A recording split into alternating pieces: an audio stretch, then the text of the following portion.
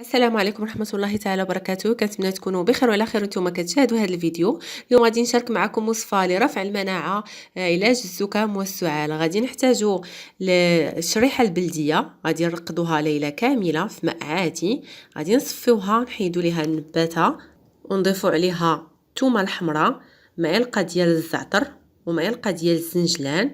كنطحنوا الخليط مزيان بمعلقة ولا زوج ديال زيت الزيتون، كنديروهم على شكل كويرات او كنخليوهم هكذاك.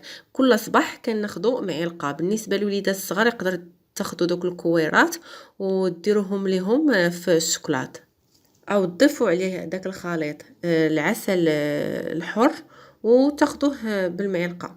ما تنسوش تشتركوا في القناه، تفعلوا زر الجرس وديروا لايك. شكرا.